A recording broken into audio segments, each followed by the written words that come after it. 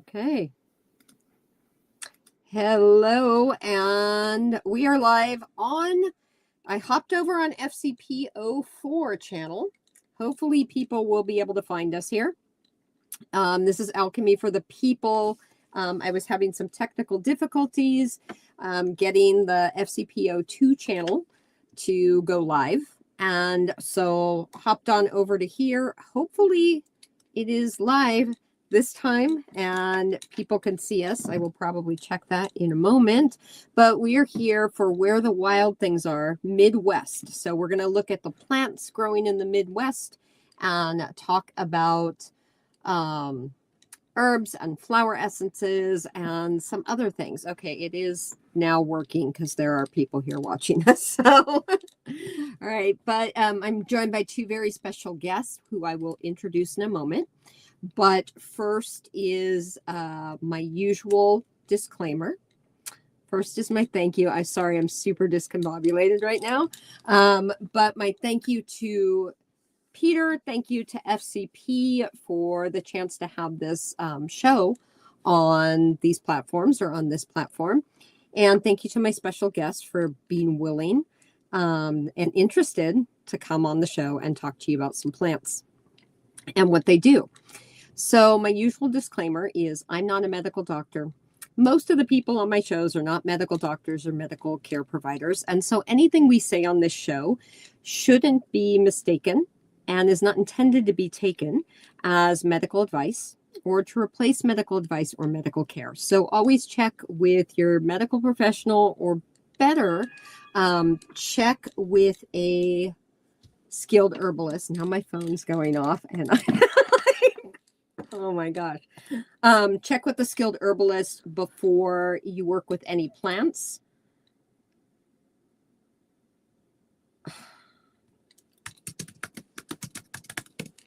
Okay. We're all set on FCP04. But so check with a skilled herbalist because we want you to work with plants safely. And skilled herbalists know a lot about plants and they know a lot about how to do that. And it's not that we're just knowing about plants, but we know a lot of other things about the workings of the body, the emotional components, the spiritual components. And so it's a really good idea if you've never worked with herbs and you don't have a lot of experience with them, reach out to some people. Myself, Kelly, and Maria are all really skilled herbalists that have been doing this a long time. So we are all people. And then there's a big circle of other herbalists out there as well. A little bit about me. I am herbalist, flower essence practitioner, and I work with energetic medicine. I run a private practice. I run an online school. I do this podcast, normally bi-weekly, but during the summer, it is just once a month. So this is the June podcast. And let's see what else. I am teaching classes locally in both Down East Maine, in Cherryfield, where I live, and also on Mount Desert Island, where I moved from.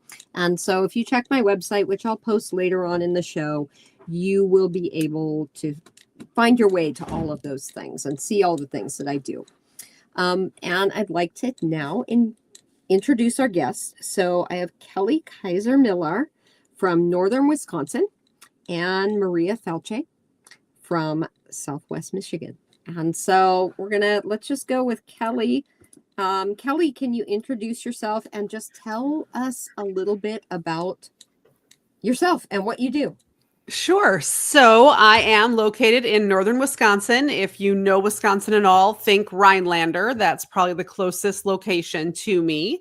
I've been doing herbal medicine for 25-ish years. I do aromatherapy, flower essence work. I'm a Reiki master, and I also read Amin tarot cards. So if you want to, kind of get to the root, or if you want to sort of get a catalyst, that's really where my skill set is. If you need to sort of have a moment of harsh reality, I'm your girl.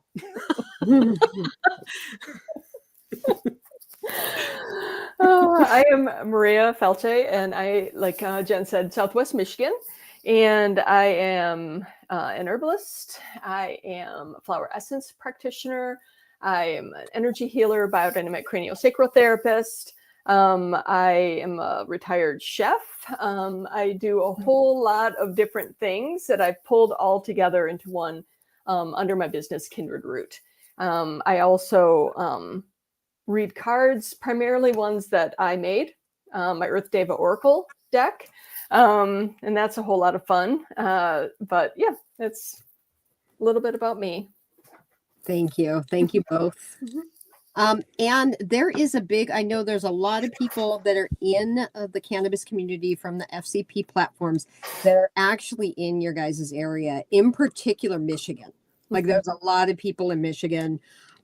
So I don't know, why don't we get started? Like you guys just throw out a plant. Let's talk about what is one plant growing in each of your areas.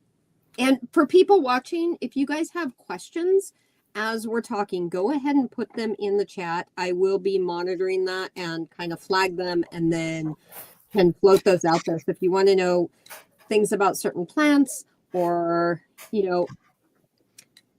maybe medicinal uses or yes, medicinal uses, but not things that pertain to your particular individual case.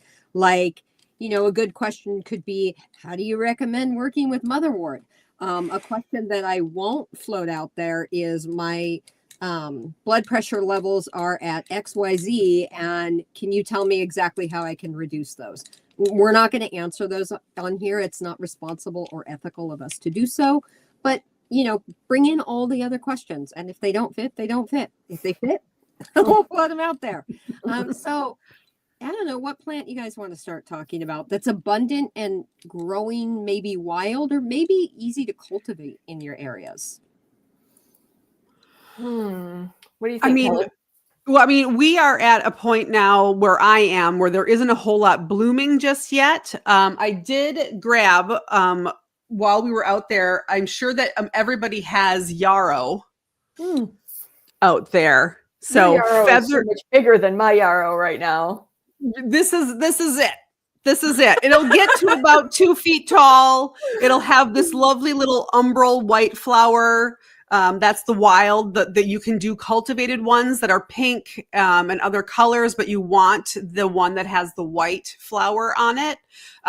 Very feathery leaf. So yeah, I'm just kind of waiting on these guys right now.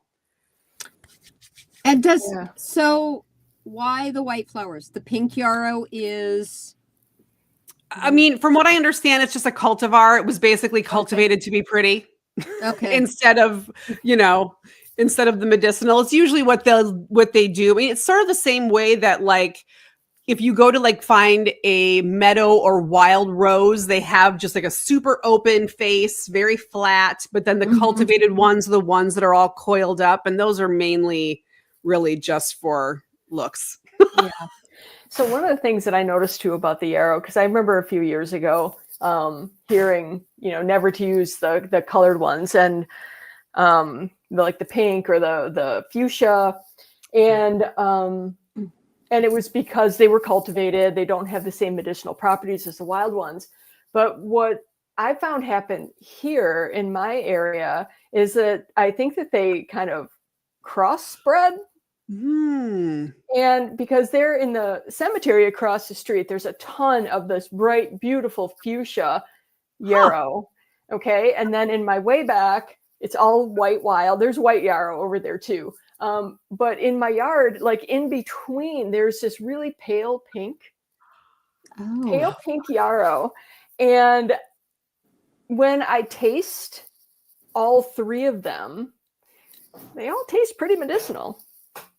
Interesting. Okay. And so I'm wondering, like, the stuff that you like, if you just like go to the garden center and you buy like a pink cultivar and you put it in, maybe the first couple of years, maybe it's not.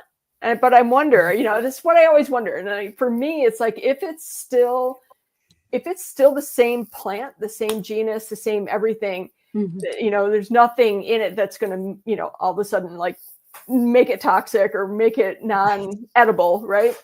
Right. I just taste it. Does it have that quality? Does it feel the same? Does the energetics feel the same? And if they do, then I don't really have a problem working with it. you know, and, Great. Yeah. the pale pink yarrow that I have that showed up in my yard is just so powerful, and I use it so much, primarily flower essence, because we're all so freaking sensitive, right? There's just like, and that pink yarrow is just, it creates such a nice energetic buffer, and as such a nice deep understanding of like where you are, where you end, and where the other begins, and how to navigate that relationship in life, which I think so many of us struggle with. We just go out into the world, we get overwhelmed, we get bombarded, we feel everybody's energy field, and it's horrible. We come home and we have to sleep for like 2 days, but that pink yarrow, Interesting. really helps with that a lot. And it's one of the flower essences that I make by like the pint. I make a lot of it, that and self-heal, because I use both of those quite a bit. Whereas like the other flower essences, when I make them, I make like a little jelly jar, just a little bit, because I don't like go through a ton. But the pink yarrow, I go through a lot.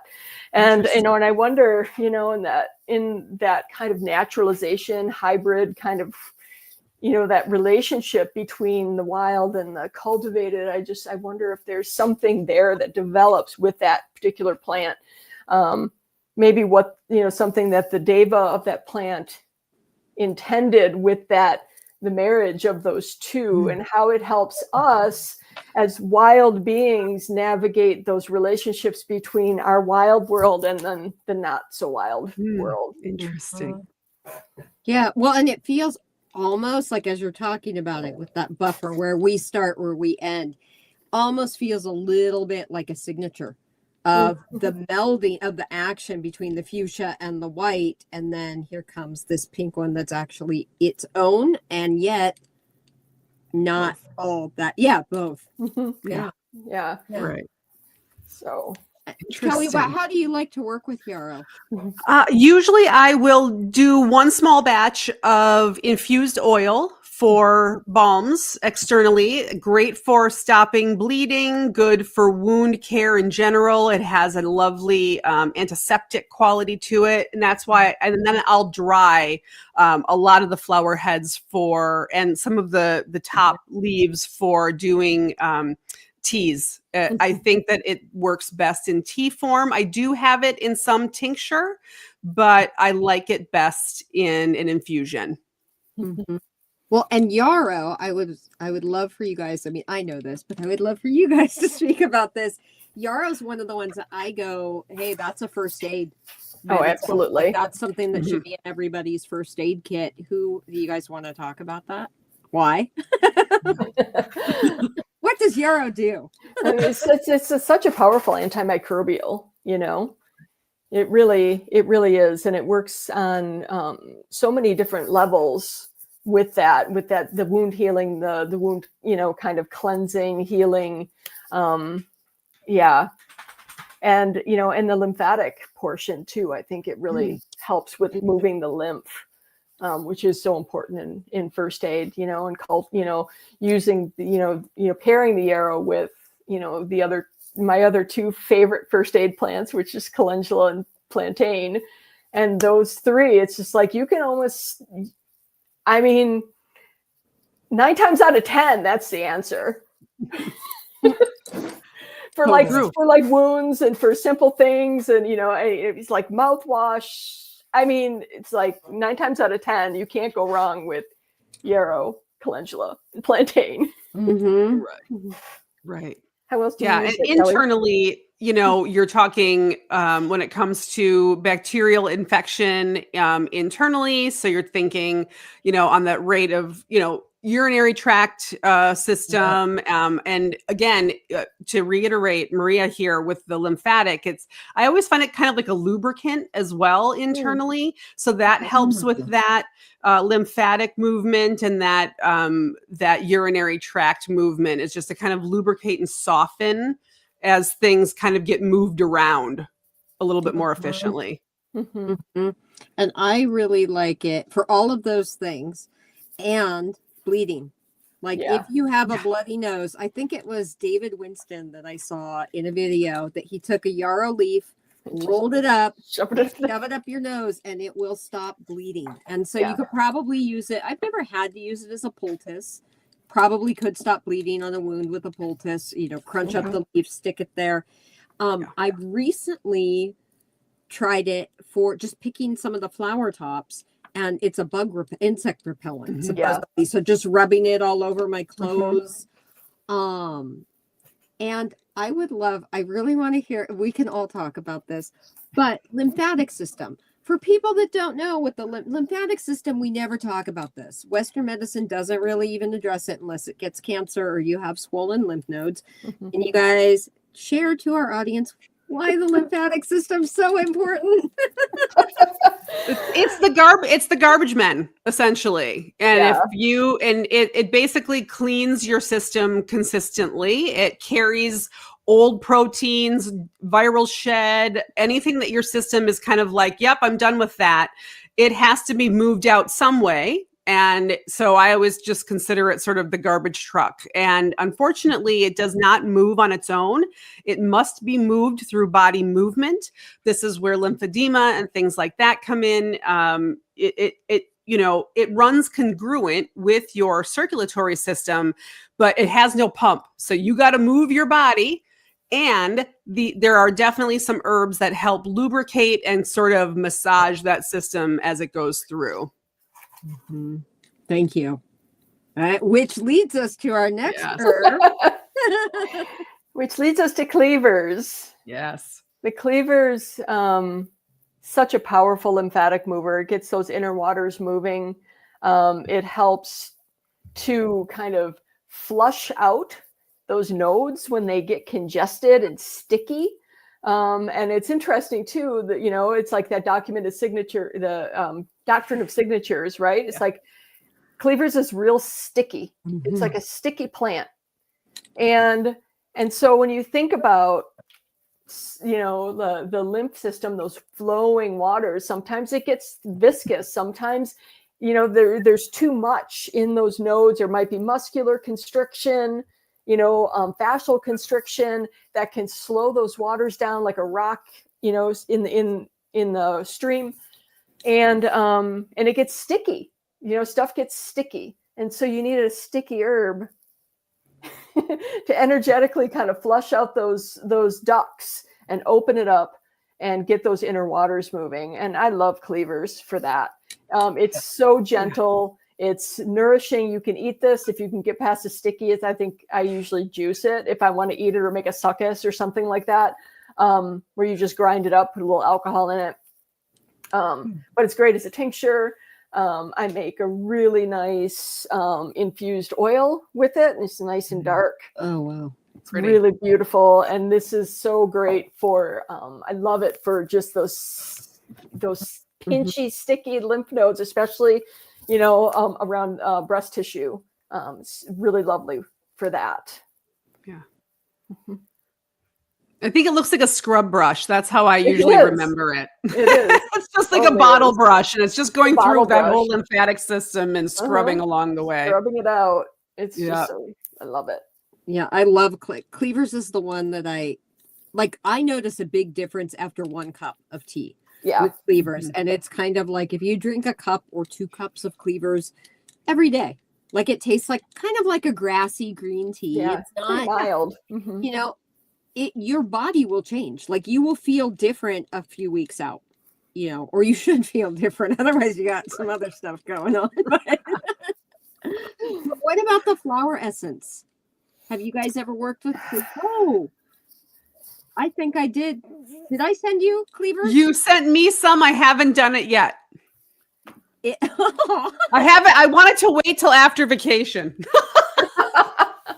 So Maria, do you work with the flower essence? I think I have some that I made, but I don't think I've worked with it a whole lot. My Deva deck talks about like the spiritual essence and like, and this is what the Deva told me about cleavers. It's like you cling too tightly to what you believe is truth, absolute and irrefutable. But your beliefs are as transient as the world, always changing, shifting, and evolving. Holding tightly only causes friction and pain. Flow freely through life, the world, and be free. So that's what the cleavers, the Gallium Aperine Deva, told me. And so I usually kind of, I go a lot when I use the flower essence that I make. I go a lot by that spiritual component, and so people are clinging to beliefs, old ideas, old relationships, or all of that stuff that just sticks to us and just kind of slows us down, energetically clogs us up, because we can't be open to new ideas, and we can't allow new things to flow into us when that flow is stopped up.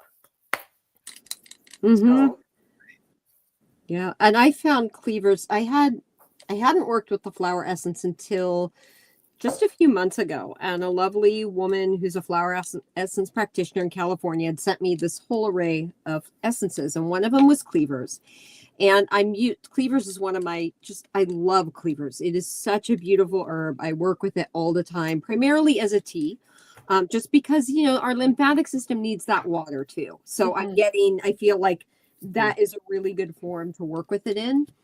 And the flower essence, I do a lot of my flower essence work at night. What it did was surprising. Like, I expected it to clear out a bunch of gunk.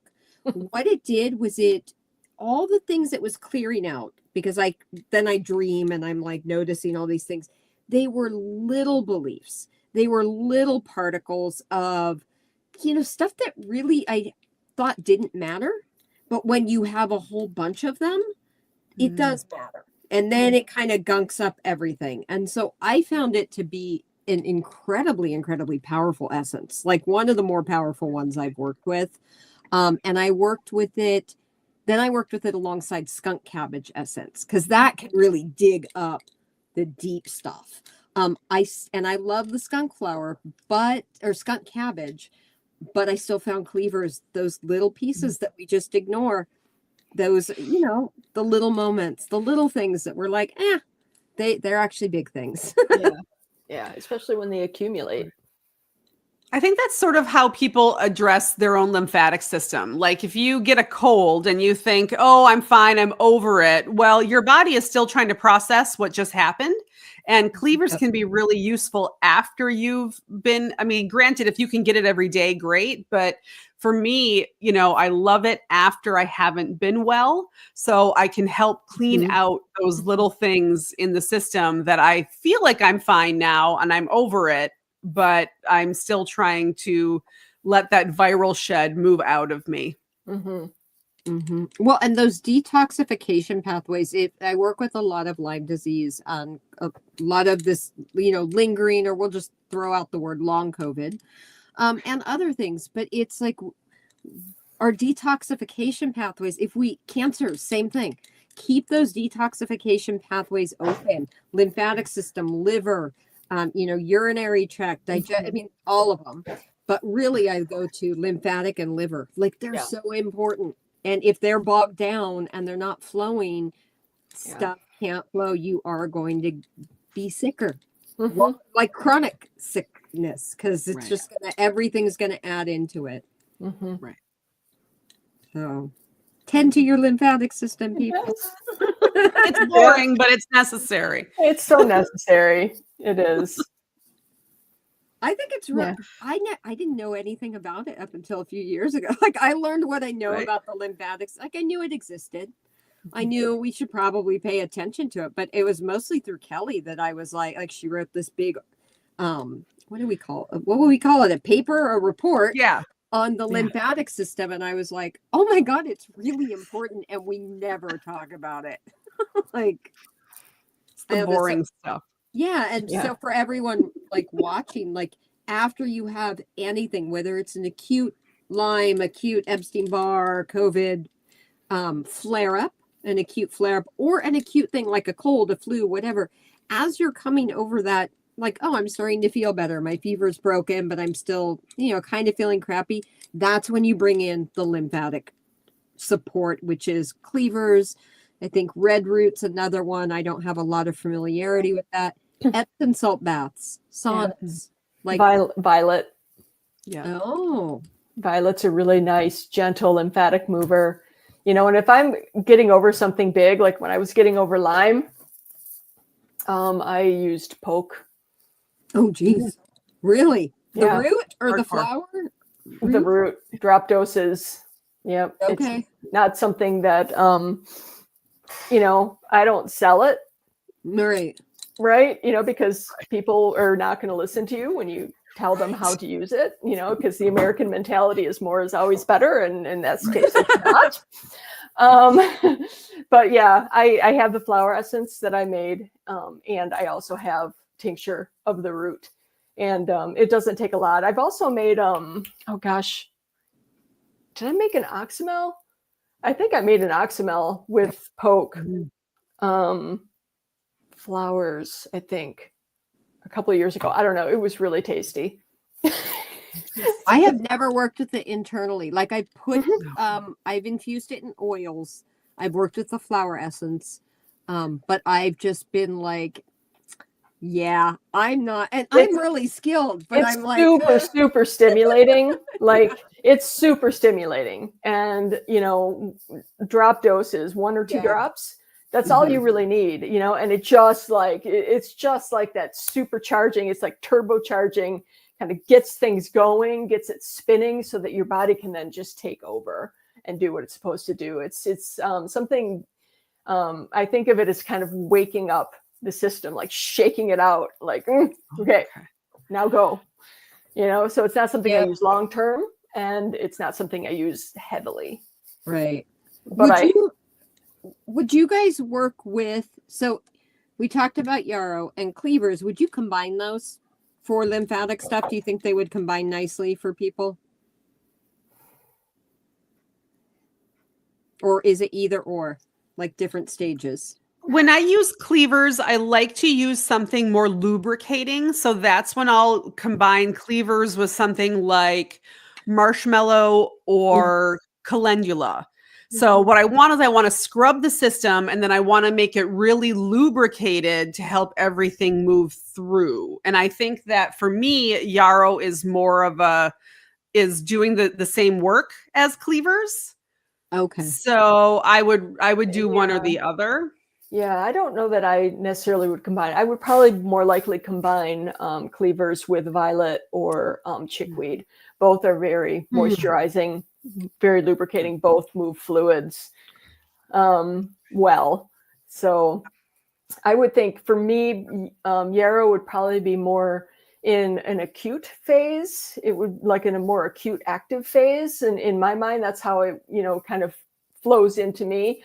And then the cleavers and the chickweed and the violet kind of helping like pull it all the way through. That makes sense.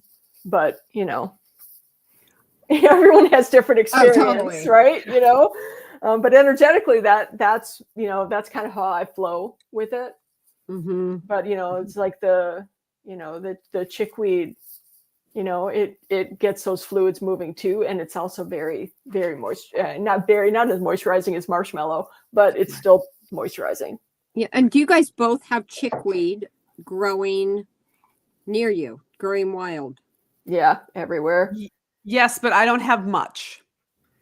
I have so much.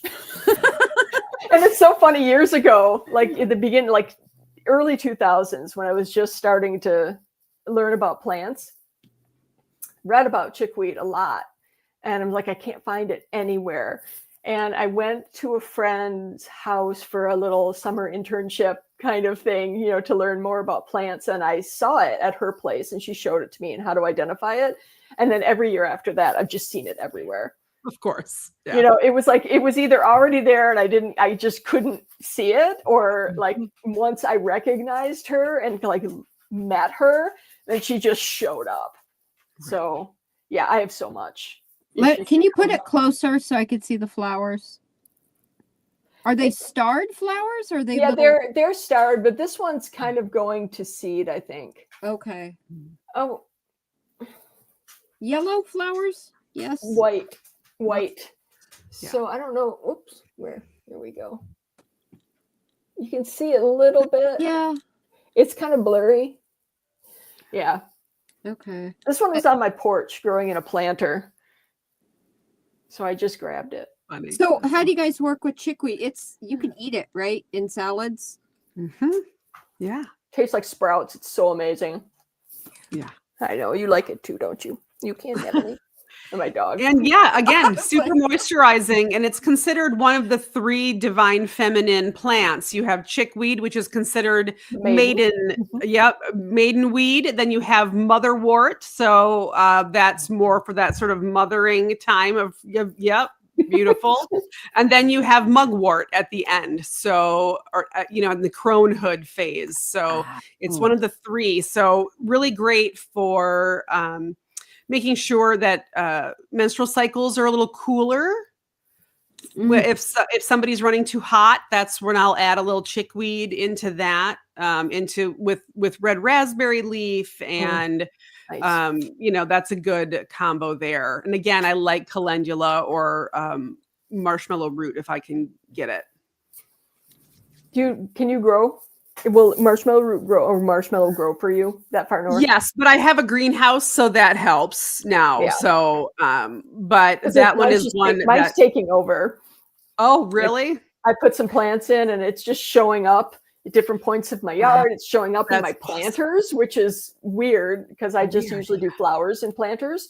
But yeah, I have marshmallow showing up there. It's like, that's awesome. I have tons of motherwort and tons of mugwort this year again.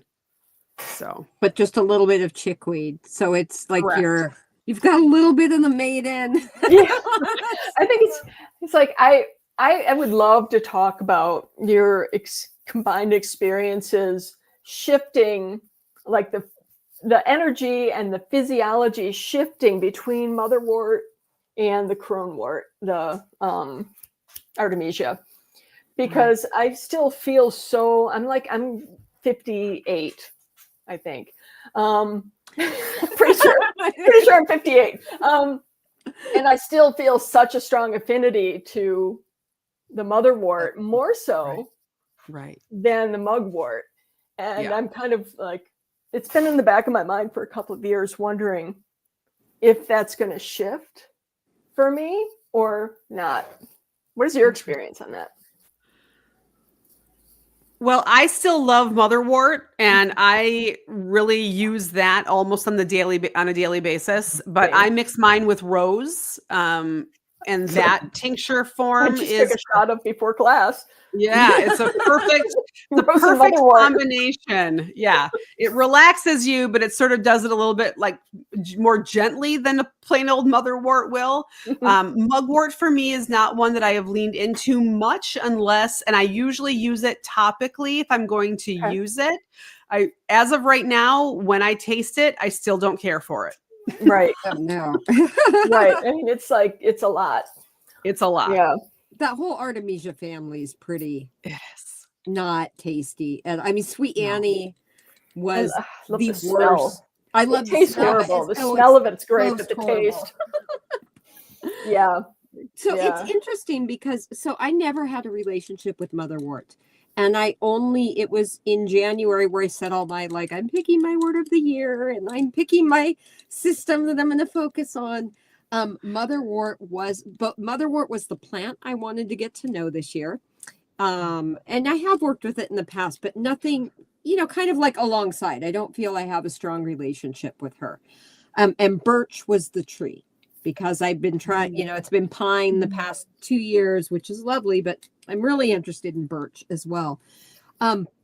But I find it interesting that as I'm developing this relationship with motherwort, and I take just drop doses, like a little bit every day, the motherwort's not coming up, but there's mugwort everywhere. And so it really feels like that elder is really where it feels like the world is going, come on over here.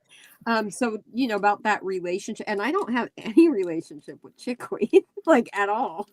That's funny. Yeah. I wonder about the flower essence. I don't know if I've ever worked with Artemisia vulgaris as a flower essence. It's one of the ones I work with for protozoa, babesia, but I do, like, I will work with mugwort tincture occasion I have a bitters that I made, and it's not Mhm. it's mediocre. You know, mugwort is not. I prefer gentian.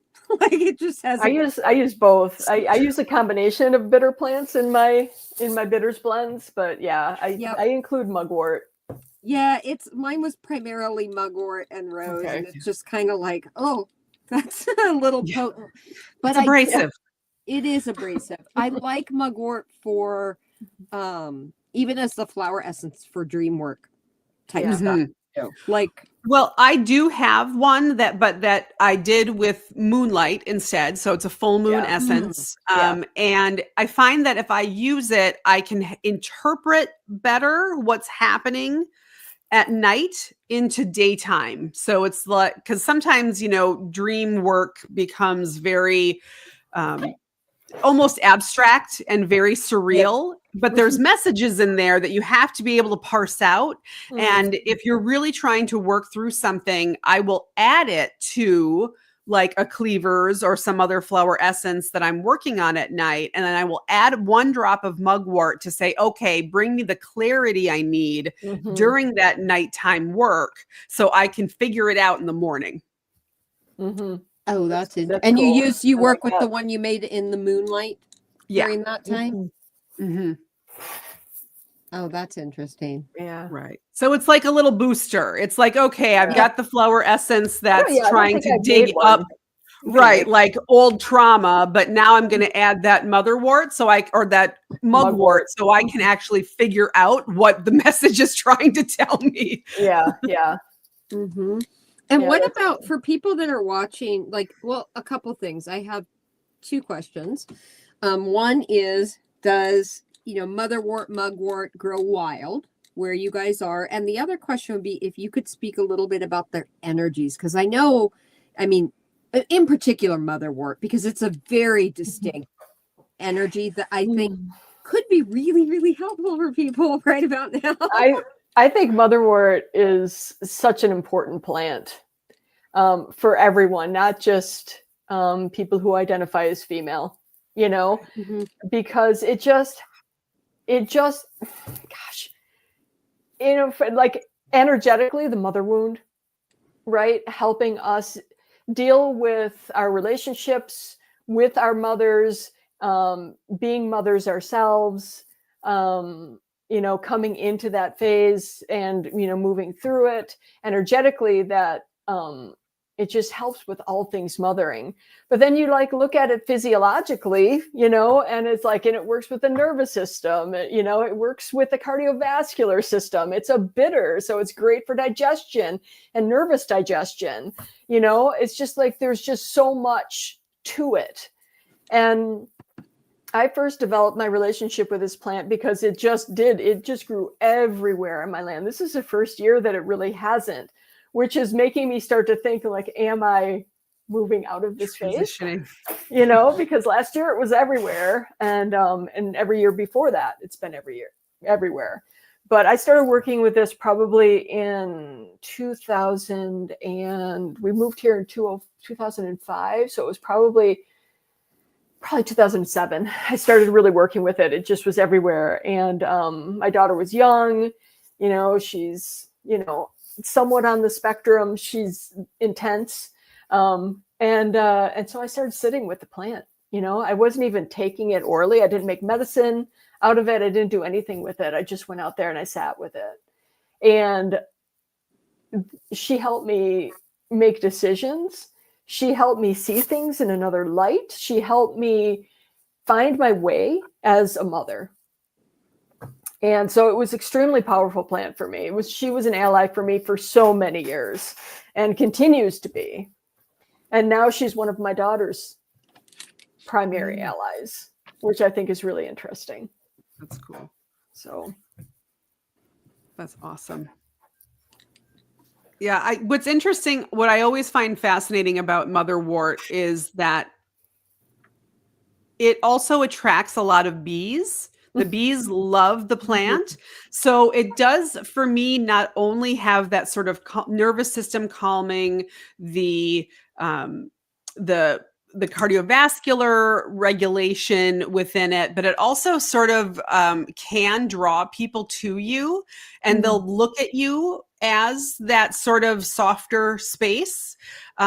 And then also, though, and I'm sure that you've seen this with the plant, is that when it goes to seed, those seed pods are incredibly harsh and Yeah. incredibly pokey, and they hurt like hell. Yeah, So they there do. is a little bit of, sometimes I will recommend motherwort for someone who needs to sort of calm down, but also needs that sort of poke, like, okay, calm down, but here's a dose of reality that you also need to look at.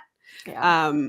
Which is interesting because you don't really work with the seed pod, right? You work with the flowers, but Yeah, there is right. that sort of It's part of the who's essence. kicking the butt at the Yeah. end. Yeah, well, Yeah. you know, when you think about, you know, like motherwort and rose, you know, it's like both plants are great for the heart, right? They're both very loving. They're both, you know, but it's like rose is more like that grandmother energy where she's just going to give you a hug and make you some cookies and just love on you, where motherwort's going to tell you what you need to hear, whether you want to hear it or not. But she's going to do it, you know, from a place of love, because sometimes we need to hear shit we don't want to hear. Right. Yeah, Exactly. I love that. Calm down and here's a dose of reality. Here's a dose of we all reality, you know, love and that. then the pokey too is boundaries, right? You Right. know, Yeah. those pokey, harsh plants. Most of the heart plants have thorns in some way. They're all about boundaries, creating those boundaries around our heart, but not making them so rigid that you can't still be soft.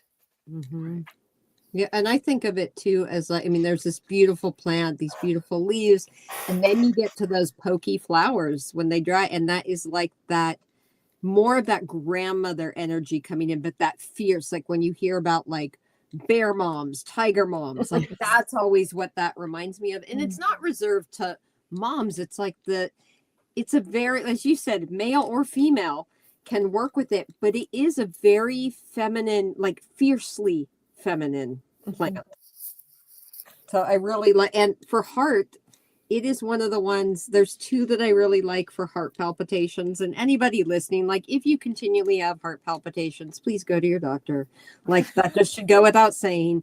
But I find motherwort to be really beautiful for heart palpitations that come about having kind of a tendril into grief. And lemon balm's the one I go like when they're anger. Like they're both usually nervous system, but either one of those can be really calming. Like if they're not, go to your doctor. Yeah. So how do you guys like to work with motherwort in tincture? Tea? It's not very good in a tea, correct? I've put it in tea, but not it's in a blend, right? Okay. So I have it in my Goddess Moon tea, so it's a cycle tea. But you know, it's in there with, you know, a lot of red raspberry leaf, which tastes really good. Gosh, it's in there with New England aster, which is really nice. What else? I can't even remember what else. I think I probably put rose petals in there. There's other stuff that I can't remember, but it's a little bit bitter, right? The tea is just a little bit bitter, but then it's got those overtones of those other herbs, and they just meld really beautifully together. So I think it can. And the other thing that I noticed, I did an experiment one year because a friend of mine wanted to start using more motherwort. And so she bought a bag of, you know, from Commerce, like one of the, you know, places, right, where we get bulk herbs sometimes. And she had that, and she made a strong infusion, not like a nourishing infusion, but like a nice strong tea with the dried motherwort. And then I had brought some from my garden that I had freshly dried, and we made a tea with that. It tastes completely different. Way different. Completely. Like, you know, it's like one is just completely unpalatable. Like you can't even, just disgusting. You know, why? I don't know. But the stuff from my garden, it's bitter, sure. But there was just a loveliness to it that just I don't know. We drank a whole pot of it. It was fine, you know.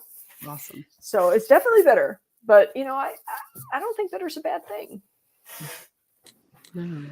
I do motherwort almost exclusively in tincture form, and it's using the fresh flowering tops. Mhm. So when everything is flowering and everything is fresh, and then that will go into my alcohol tincture. Same. And then if I have rose petal, it will go in there. And then last year I did a rose petal St. John's wort and that sounds motherwort blend. That sounds Nice. delightful. Yeah, I I primarily have use plenty. yeah. I primarily use tincture for the motherwort, but like I said, I do have it in some of my tea blends. I include the motherwort in all of my bitters blends as part of my bitters base that I use. So like mugwort, motherwort, dandelion root, and gentian. I think those are the 4 that are kind of like all of my bitters blends have that foundation. And then I build out the different flavors on top to make them taste, the only one that doesn't have all of those is my one that I use wormwood instead. So it's like the green lady. It's supposed to be my ode to absinthe. You either love it or you hate it. But so what else? I do flower essence with motherwort.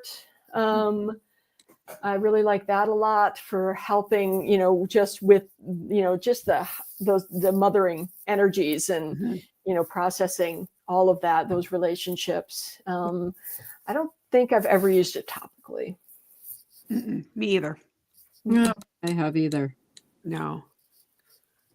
Motherwort wants to go in. Yeah, she wants to be part of you. Well, and I think it's interesting how you pointed out the fresh versus dried, because I've worked with valerian's what comes to mind, which in Maine grows all over the place. Dried valerian ordered from one of your bigger herbal suppliers, marketplaces, is gross. Like it smells So like gross. feet or like Filthy horribly feet. strong cheese. Yeah, it's just Right. bad.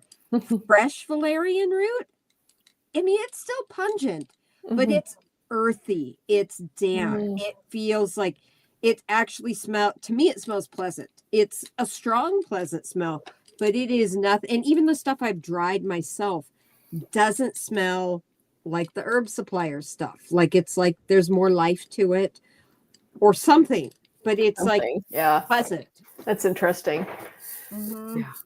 I haven't harvested any of my valerian yet because I don't have it in any of my tea blends because I haven't had any experience growing it.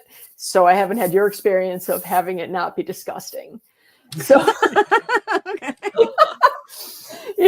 and I don't want to add it to something and just have it wreck the whole blend, right? Like a tea.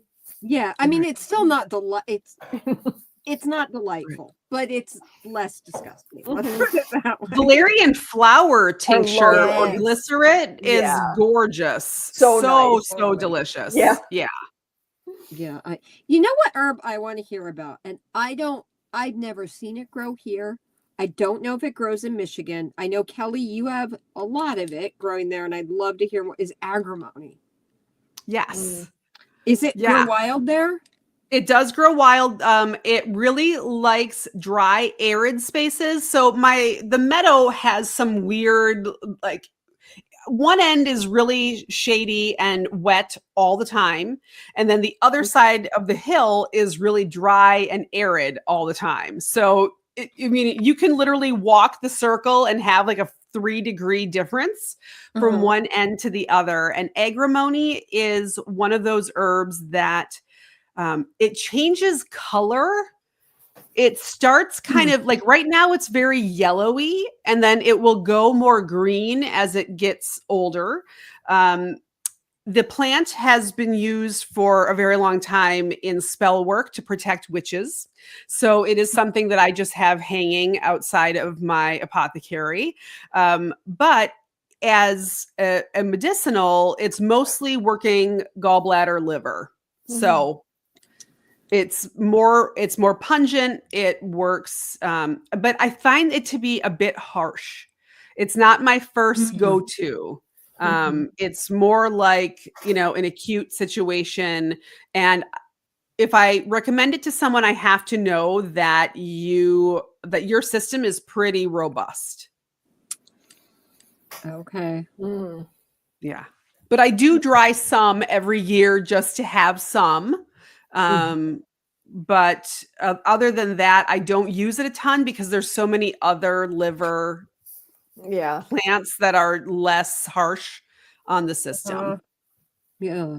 Thank you. Does it grow near you, Maria? You know, I don't, it might, you know, Mhm. I wouldn't be surprised if it did, but I don't work with it, and I haven't seen it. So I just had to look it up to see what it pigs, to see if I recognized it, and I don't. Yeah. And I've But I'm never, sure it probably does. right. I have some that you, Kelly, you had sent me. And Sean had talked about it once at one of his classes about it having to do with breath and having like almost like energetically or magically and really helping but breath having to do with grief. And it was like, you need to move big grief, bring in the agrimony. And so I've never worked with it other than I place it around places. Like I'm like, oh, we'll have some agrimony sitting here and some sitting there. But yeah, it's a lovely plant. Yeah. So yeah. And this year I haven't seen much of it. So last year I had a ton, this year not as much. So I don't think it likes the wet feet that it's getting this season. well, it grows in the arid, dry area. In the drier sections of the meadow. Yeah. Yeah, I'm surprised I don't have a ton of it then. It's so dry here because it's so sandy because it's so close to the beach, you know. You're gonna recognize it, and then you're gonna go, "Oh my like, god!" oh, that's yeah, yeah. If I could go walking in my meadow across the street, I might jump out at me now, and like then I'll see it everywhere. It's one of those waste space plants, you know, where something used to be. I'm just sad. Okay. So what else do you guys have growing in your areas in like Midwest? Let's just kind of grow in abundant, or you might come upon. I mean, I have tons of chaga if you know where to look. Oh my gosh, So, you know, and that is only harvested during winter. But, you know, this is the time of year that I like to scope out with my trees. So, you know, and then again, this year it's been very wet. So I'm hoping that I'll get a good fungi season. Last year was really arid and dry, so I didn't. I mean, there's just so much. I mean, red clover is going to start blooming. I'm hoping in the next couple of weeks. I have tons of wild bergamot in my meadow. Tons last year. I was really expecting there to be more cold and flus last year because of how prolific it was growing. I thought, well, this is a sign. I better dry a bunch of this. And there wasn't as much as I was expecting. But it's lovely and peppery and great in a salad, great in a tea. It's so much of it. And it's so expressive. And the flower essence of that really asking you to use your voice and really like take something, because it starts as a little purse and then it bursts open. It looks like a firework. Yeah. And for me, that flower essence is all about like whatever you've been holding, you know, energetically in your throat, like that. It's time. Boom. So it takes that fear factor out. Maybe just pull some of that out. It might be time for that. Yeah, I have a ton of bee balm Monarda growing in the field across the street and in my yard, and then I have a ton of it planted as well. So I just have it, and I harvested a ton last year, and I use it in a sinus steam. I use it in as part of my Italian seasoning blend. Because it's so oregano-y and spicy and so good. Everyone's like, what is this? What? There's something in here. And I'm like, yeah, it's the bee balm. Yeah. Our laughter is medicine. Thank you. And I was like, what is that? I know more of that weird. Yeah. So there and I have a lot of red root growing in the field across the street. You do? Yeah. Interesting. Wild. I've never gotten to harvest any because it seems like whenever, you know, it gets to the point where it's like cold enough and cool enough to go get those roots, they come through and they mow it and it's gone. Every year, like for the last like 10 years, I've been trying to get it, and I'll like tag it so when it stops blooming, I remember where it is and everything, and they just mow it right down. Yeah. So you said you have a field across the street, but you also have a cemetery. It's the same. It's the whole thing is this giant old cemetery, and part of it has some tombstones in it. Probably about maybe 20 or 30 really old, like 1800s. Cool. Wow. And then the rest of it, there aren't any headstones, but they're there. Oh, they're there. They're there. They came through one summer and with the little like sonar or whatever thingy to see how many like remains were over in that field to see, but that cemetery, before they developed this area, went that whole plot across the street from me, which is extensive, and then it came all the way this way too. So my house is built on land that used to be a cemetery, and I've had to do a lot of energetic repair. Wow. I just keep hearing, did you ever see Poltergeist where they're like, they only move the headstones? Like, yeah, no, that's exactly what happened. Yes. Oh no. So wow. and this house was built, I think, in the 50s. And so there's just a lot going on over here. There's a lot going on over here energetically. So wow.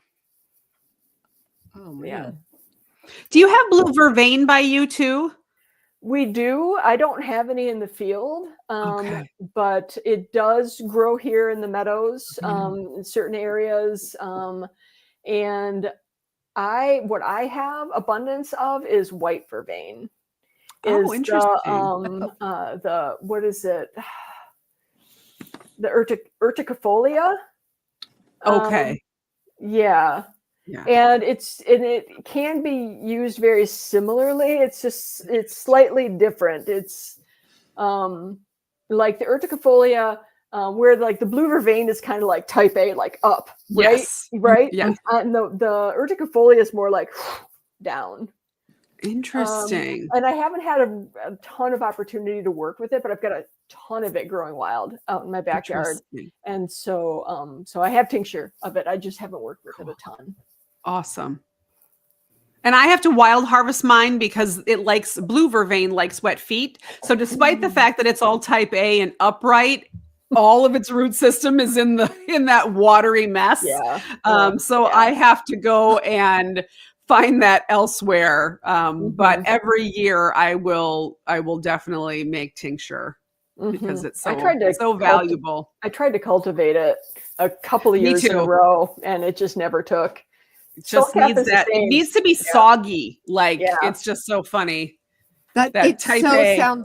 It does. And as you're talking and describing that, I'm laughing because it's totally my constitutional plant. But it is like, think about that type A, and it's like it's got those spires and it's got a million flowers that go all over it. So it's all this busy, upright.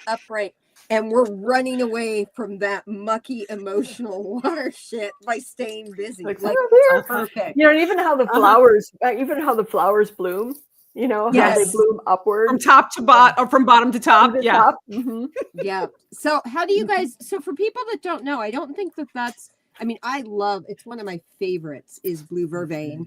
I also love how I'm just going to pause for a minute and say I love how we're all talking about these plants, and like we're talking about motherwort, we're talking about blue vervain, and you can tell that both of you like just have these deep relationships. Like, we're herbalists, we're very connected to the plants, and when you even just say the word, like, you guys light up.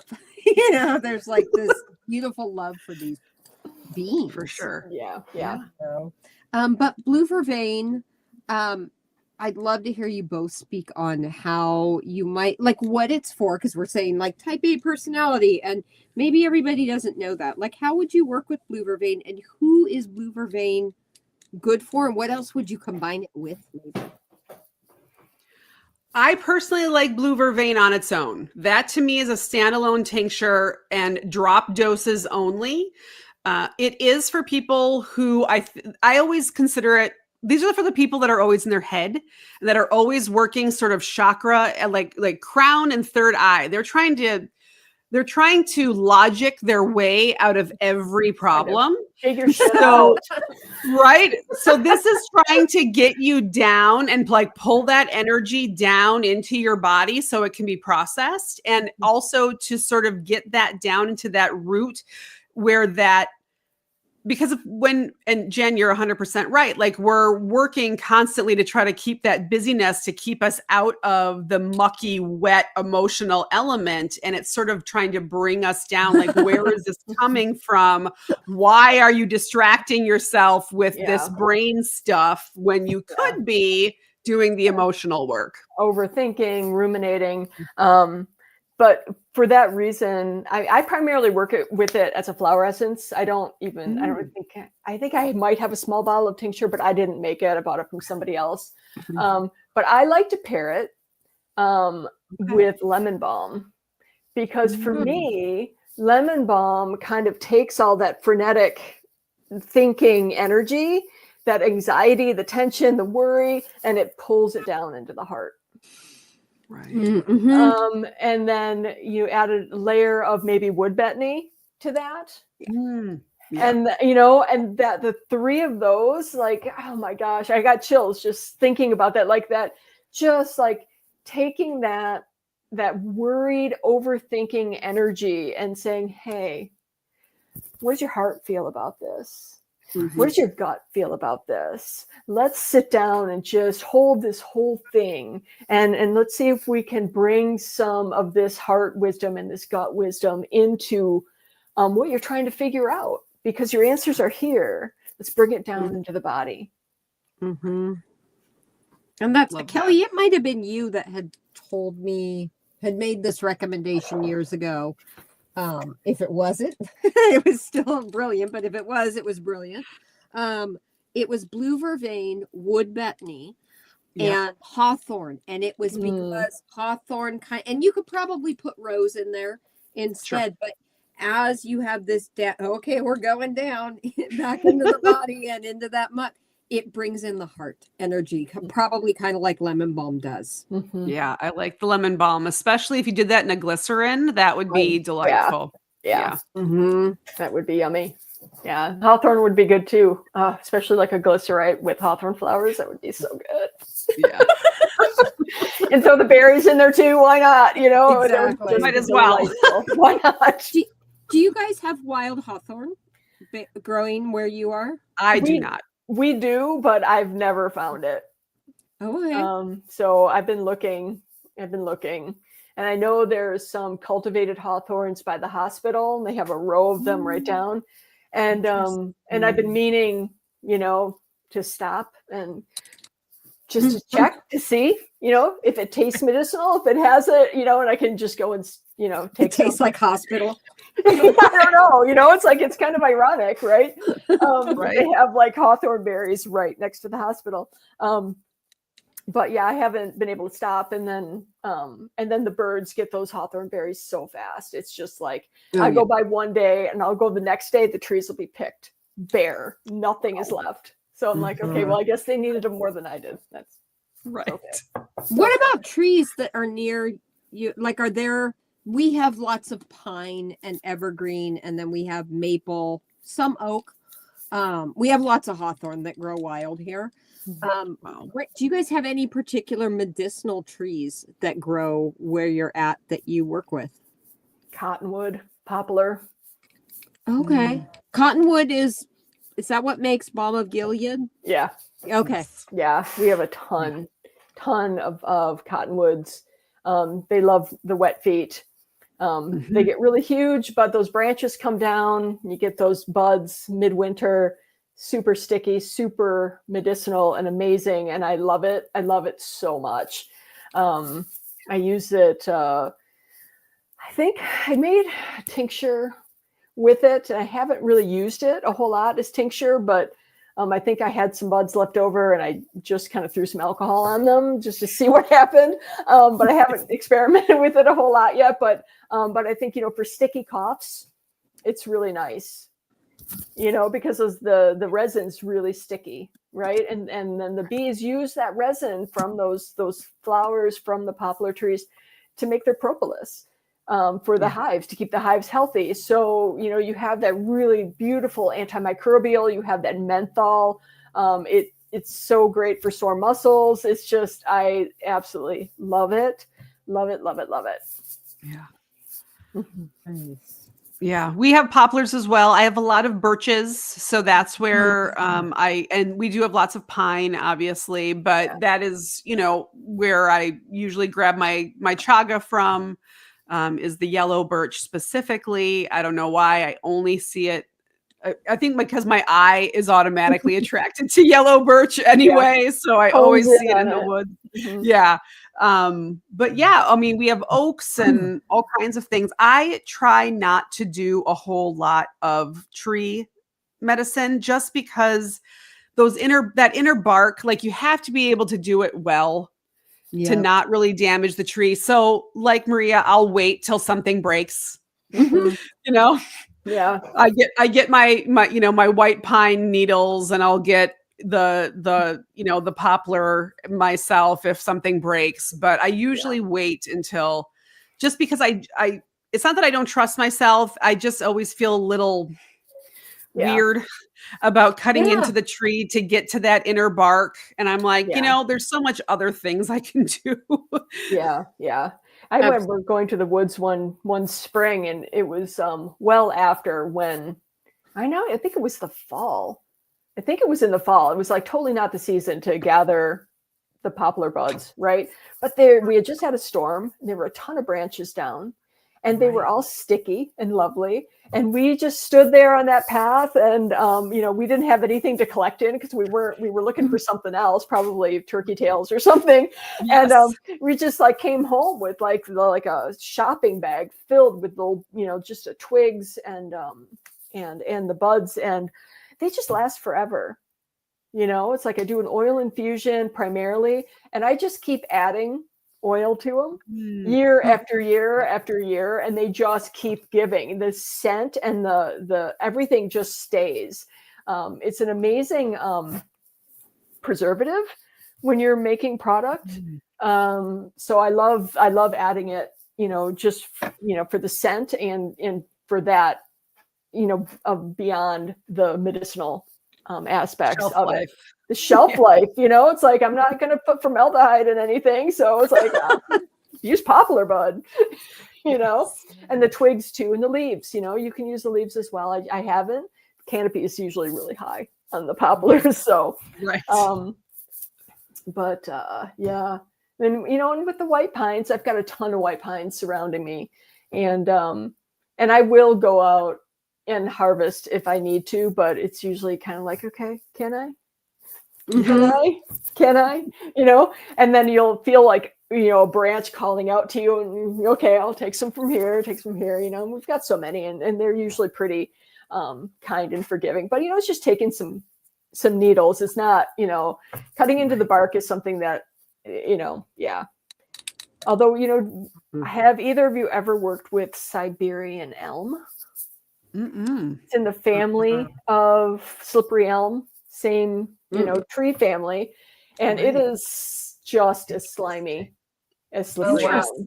And it is a absolute weed tree menace in my yard. And it just wants to take over. I've got so many. And so it's always in the back of my mind, like, if we take one of these down,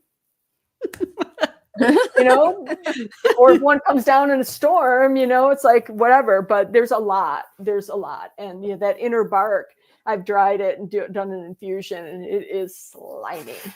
Oh, wow. Viscous. Very viscous. Yeah. And it's not endangered, or it's not in danger of being over harvested. It's not, it's like, it's really the perfect alternative for slippery elm. It has, the same constituents. Okay. Well, and I'm glad you guys brought that up and are talking about harvesting from trees. I do the same thing. So I live behind the cemetery, or there's a cemetery behind me. And so there's big old trees. And during a storm, some branches blow down. Sometimes trees blow down. And that's where I go. That's where I find my usnea. That's where I find like pine needles.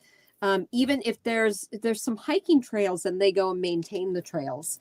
And so they'll just stack all the wood there. Yes. And there's birch. And so I'm like, okay, if I want to work with birch bark, I can take something someone else took it down, but not my carve. Like, okay, we'll make use of this. Yeah, birch. Well, that's the respectful thing to do. If someone's already taken it down, just like you might as well, utilize its medicine and its gift, its sacrifice, right. For a good cause, and then the worms and the critters can have it. Exactly.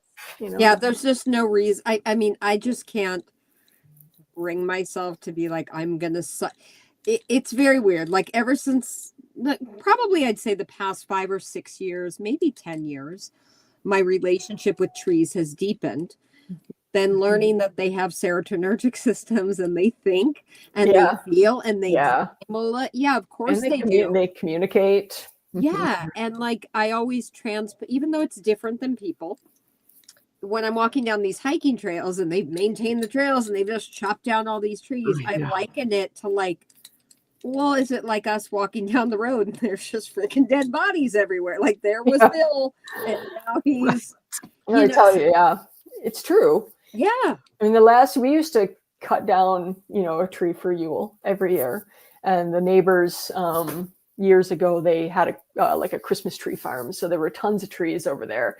And you went over and you picked out your tree and you cut it down, you brought it home. And we did that for the first few years that we lived here. And then one year I was out back and it was probably February or so. And I was walking one of the dogs in the way back and I saw the tree that we had used for Yule sitting out there. And I usually like decorate it and put food on it for the critters and stuff. So I try and like do something, but I just saw it laying there and I just, oh my gosh, the emotion that I felt, like it was so powerful. And I felt so much sadness for taking that tree's life just so that we could have it in the house. Like I couldn't do it again. I just couldn't do it again, and they're like, my ex-husband, and my daughter were like, well, we're never going to have a tree. And I was like, well, no, they cultivate and cut down trees all the time. If it's already cut down, then we'll honor it and bring it in. But I'm not taking a tree out of the woods and bringing it into the house. I'm not going to do it. I can't. I just felt that energy and I felt that sadness, that grief. And I was just like, no, it's not okay. Can't do it. Let's see. It is 6:00 and we did get a little bit of a late start because of whatever was happening with the channel, but we have a couple of questions. So before we wrap this up, I'm going to put these questions out there and then we'll let Kelly and or ask Kelly and Maria if they will share about some of the things they're up to and how you can reach them. So the first one, we may or may not want to answer this. Like I have an herb that pops up, but I'll put this out there. Any advice for shingles? So I go with passion flower for the nerve. I go with St. John's wort. Okay. I do chamomile topically. Yeah. Oh, interesting. Nice. I make a really strong infusion and just apply topically. It's surprisingly antiviral. I mean, I hate the word antiviral, but you know what I mean. Yeah. Like it's soothing to the system and nice. And it's easy to get. Yeah. Let's see. I saw another. Okay, here. This came up when Kelly was talking about chaga. Ghetto Hippie is asking, why harvest chaga in the winter? So chaga is fed. That fungi that's on the tree is fed all through the the circulatory system of the birch. So if you lop it off during the summer, that circulatory system is flowing. So you can actually really damage the tree because now you just created an open wound on the side of the tree. So I only go in winter when the sap has stopped, and I only cut. So if this is the tree, I only take what's, don't scrape into the tree. I just take what is, against the side of the tree, and that is it. So basically what you're trying to do is you're basically ripping a scab off the tree, and it will just continue to bleed out. Wow. Thank you. Whoops. Let's see. Here's another one. Well, we don't mugwort. How do I get rid of it? From the root, and do it before it seeds. Yeah, if it seeds, you are sunk. Yeah, I mean, I think it like propagates through root channels as well. It makes that underground network, and where it just kind of spreads. So I mean, yeah, your best bet is taking it out by the root and drying it, and make like smudge bundles out of it, and sell it to people. Yes. So I am growing. I keep posting pictures here and there. I've always wanted to grow a tea lawn and just have like mints and thymes grow over that. And so all of the mugwort that's coming up is coming up in a flower bed, in like this raised bed alongside of our house. And it goes crazy. So I'm like, I'll just put some mugwort over on the lawn. And everyone went, no, don't do that. You will never get rid of it. Like it'll just spread like wildfire. So I went and pulled out what I planted, and just so far it's staying in the bed, but who knows? Yeah, you make smudge sticks out of it. You can burn it. Yeah. You can dry it and make stuff it in pillows for like little dream pillows. So you can get super crafty with mugwort if you don't want to get super medicinal with mugwort. It's like there are just many different ways of having that relationship. So yeah. Let's see. Here's another one. This is about the mugwort. So I should stop cutting it down. It's not going to go away. It's not going to go anywhere. No. Yeah.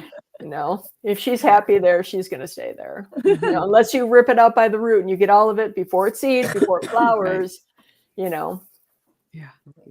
Let's see. And this is a perfect question based on what was just said. Wouldn't mind. It's not even a question, but a statement. Hillbilly herb. Wouldn't mind making mugwort. It would be delightful. Wedges. Yeah. Throw a little bit of lavender flowers in there in the center. It would be really delightful. You could make beer with it too for people who are brewers. Mugwort is kind of a classic. Right. Interesting. I've never done it, but yeah. I mean, it used to be a thing before, hops and before all the other, newer methods of brewing beer, Let's see. So I don't see any more questions. And cool. You guys have been awesome. Maybe we didn't go through every herb, but I think we did some pretty deeper dives than I thought. Well, obviously not every herb. We talked about every single herb that grows in the Midwest. Right. We got them all. Didn't miss a single one. We could talk about Lunaria. Okay, talk about Lunaria. I don't even know that one. Lunaria is in the mustard. It's in the mustard family. And it's also called like honesty or the silver dollar plant. And it has both pink and white flowers. So there are two different kinds. But it's edible because it's a mustard, so you can eat it if you want. I wouldn't eat it at this stage because it's probably really harsh. But when it first comes up, and I like to use the flower essence for for truth telling and kind of just being honest with yourself and kind of, like seeing things clearly and being able to hear the truth, because sometimes that's hard. No, it's not. And then what we talked about pre-show a little bit was using these seed pods and the seeds in money spells because they're silver dollars. So kind of energetically charging these to kind of get that abundance flowing. And these grow like weeds everywhere. They're just like, You know, a lot of, you know, they'll come first and then the Dame's Rocket will come, and they look very similar, but the Dame's Rocket doesn't have it doesn't have these Seed pods. the seed pods, the little silver dollars. So fun. Yeah. Now we've covered all the herbs in the Now Midwest. All right, let's see. So I'm going to put, let's see, Kelly's website and Maria's website. They're both in the chat under, I'm posting as FCPO4, so that's me. And I'll put my website as well. And I'd love to hear, before we go, you guys to share what are some projects you're working on, and how can people find you, because they obviously can find you through the websites I just put up. But what are you working on? What do you have going on that people can wander over, and whether it's something they buy, something they partake in, a newsletter they can sign up for? What do you got? I go first. Maria, you can go first. Okay, I'll go first. So at Kindred Root, you can find, I have an apothecary where I have a bunch of teas and tinctures and different products made already. There's also an option to do an herbal consultation where we talk, you know, for an hour and a half. We just get into it, and you know, whatever you need, right? Whether it's going to be a tincture, a tea, a syrup, a flower essence blend. Sometimes I combine them. A lot of times I like to do tinctures and flower essences together when they're complementary. So I've got the apothecary. I do coaching for more spiritual coaching, soul alchemy, helping people to reconnect with their inner voice and their inner guide and their intuition, so that you're living just a very strong, grounded, spirit-based life, and helping to create this new world that we all so desperately want. And then I have my summer semester starting around the solstice, I believe on the 23rd, for How to Human 101, how to live on this planet without losing your soul. And it's a 10-week program where we just cover all of the basics, things that we should have been taught as children growing up, so that we can navigate through this life without getting overwhelmed, without losing our light, without losing our connection to our soul and our spirit and our purpose. And it's an amazing course. We meet virtually, so you don't have to be in Michigan to participate. So that's what I have going on. And if you are local, I do craniosacral therapy in person. So I'm not crying. I have something in my eye. yeah. That's funny. All Good. right, Kelly, tell us. About Okay, so I do have a newsletter. I also have a Substack that you can find on my website. Just click a link right there. I do a monthly program called the Spiderweb Oracle, where I ask the pendulum and ask Source to send us a message that we all need to work on. And then it is a free video and a free PDF. And if you need or wish to have a kit, I do that every month, where you can get one package sent that will support that oracle for the month. It's all custom. It's a really cool program. I'm doing that for about 1.5 years now. What else? I do distance Reiki. I do distance tarot card readings. You can do a herbal consultation with me if you'd like. I've been focusing a lot more on the Reiki and tarot work the last 6 months or so. And yeah, so, I mean, I'm sort of, again, one of those people where you can sort of just ask, like, what do I need? And I'll sort of point you in the right direction. Same. It's just like all three of us, I think we cover so many different bases where, you know, it just gives us the ability of meeting people where they are. So that it's not like you don't have to go see, 5 different people. You can come and sit with one of us, and we can hold that container and just kind of see what you're holding, and maybe start, tapping on some of those threads that help get to the root. Right. That's a really nice, I would agree. That's a beautiful Yeah. way of putting it. Not that you don't need other people. No, But- yeah. Yeah. And so let's see. Thank you both for sharing. I still have something in my eye. Between laughing and this has been so much fun. And I will also share. So the next Alchemy for the People episode will be, it's set to be July 8th, I think. And it's supposed to be on kitchen herbalism.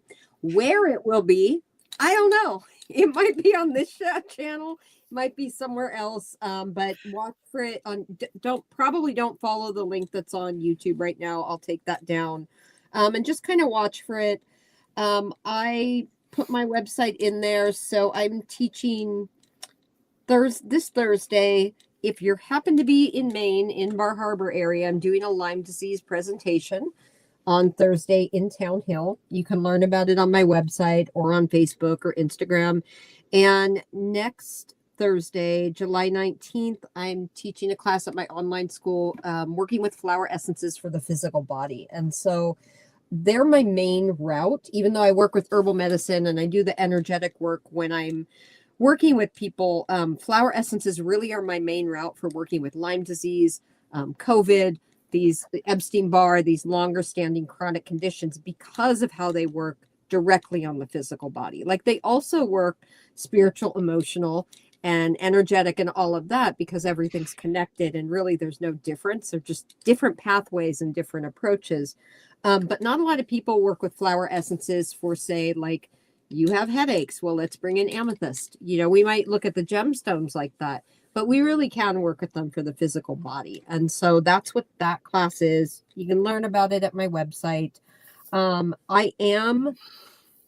slowing down a little bit right now on accepting clientele, but I am still accepting clients, primarily people with Lyme disease and chronic conditions, even though, like Kelly and Maria, like I can work with a whole plethora of things. I'm really skilled at it.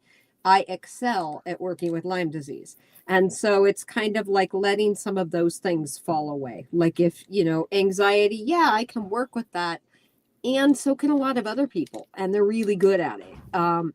So if you have Lyme or chronic conditions, I'm more of your person for that. Not exclusively, but it's kind of starting to lean that way. And yeah, I think that's it. So thank you to everybody who found their way over here. Thank you to FCP. Sorry for the weird, late, and bumpy start as we tried to figure it out and figure out where we were going. And thank you very much to Kelly. And thank you very much to Maria. I am very grateful to both of you for our connection, our friendships over the years, and just that you two exist in this world makes me feel so much better about being alive. Same. I agree. Yes, same. So take care, everyone. Thanks for watching, and we will talk to you or see you. Some of us will see you sometime soon. It's late. Goodbye. Bye. Thank you. Bye. Bye.